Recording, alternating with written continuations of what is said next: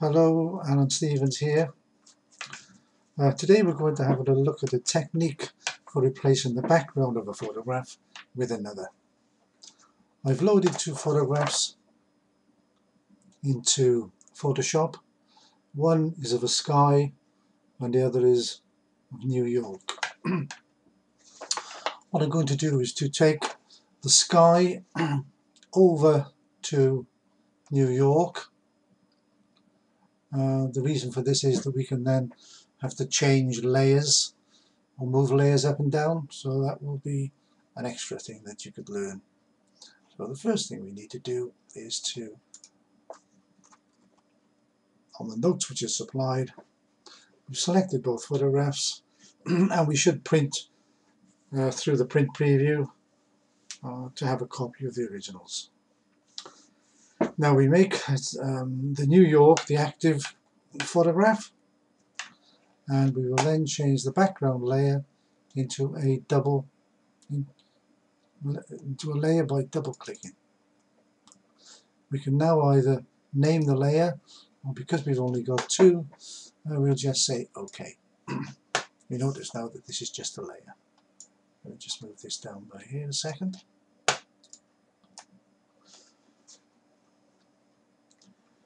We select the magic wand tool, which is this one here. If you keep your cursor over it, it will tell you the magic wand tool. We'll select that. And now you need to take the tolerance, or leave the tolerance at 25. We now need to add to the selection. That's the second icon in. Just left click that so that we switch it on. The anti-alias ticked, contiguous ticked, and sample all layers unchecked. We can now select the sky of the New York, and as you see, the crawling ants have come so far down the sky.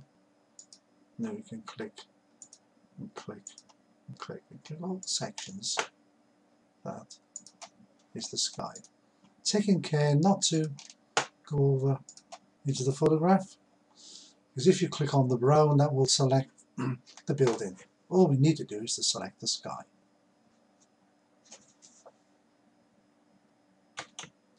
After we select the sky, we could use the zoom tool, which is this here, looks like a magnifying glass. Select that, and then we can zoom in to the building just to make sure that we're right to the edge of the building and we've got everything that we can. We can then move around the photograph, making sure that we've selected most of it, even the trees. Yes, it looks like we've got everything, and we can then zoom out.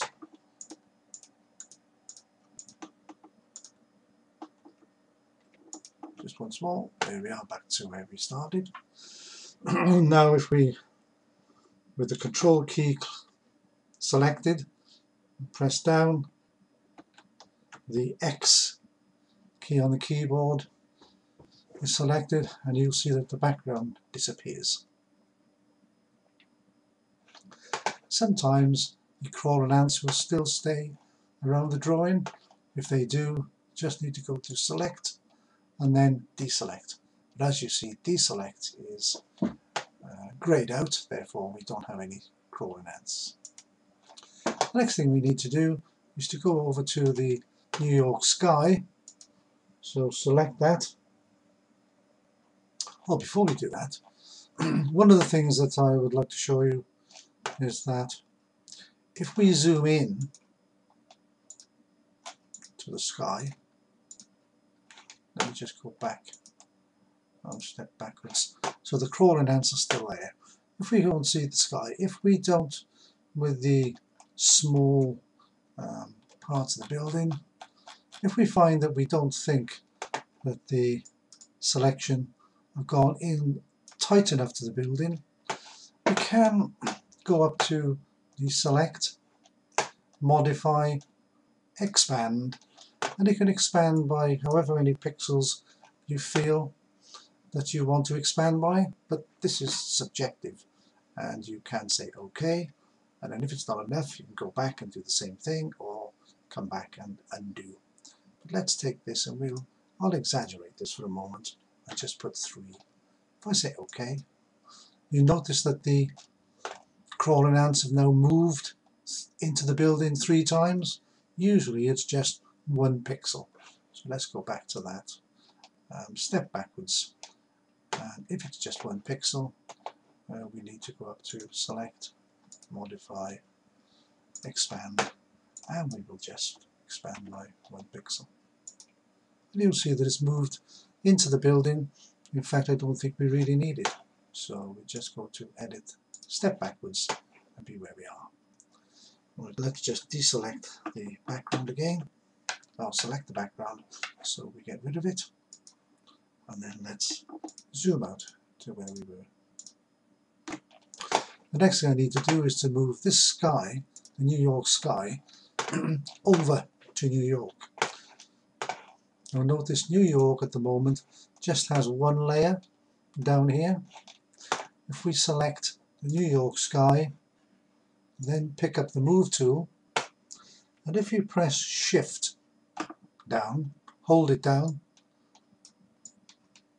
and move the sky over to New York City and let it go, the sky will come over and it will be exactly in the middle.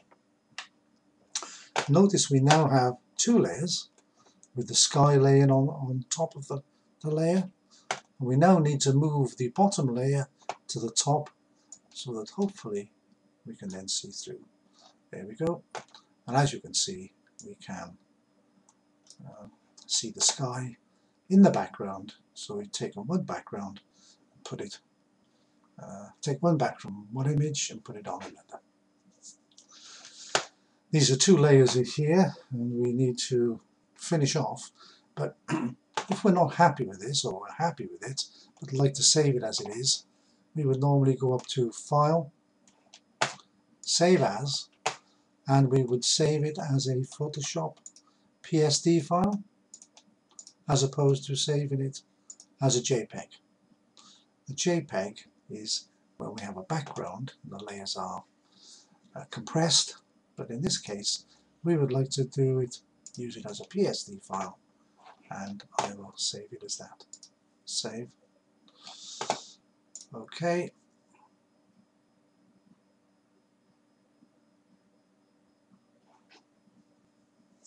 Takes a little time because it's using 2 layers. Hasn't saved 2 layers.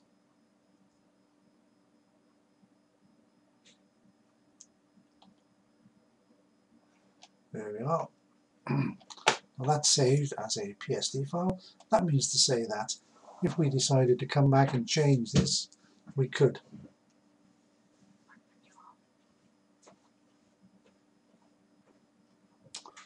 The only thing left now is to, if we're happy with that, we can go to Layers, Flatten Image, and both layers now will be flattened so that this New York City is just 1 layer. Well, that's all for today. Hope these supplement your notes that I've given you, and we'll use a number of other photographs to do the same exercise, but to give you some more experience. Thank you. Bye.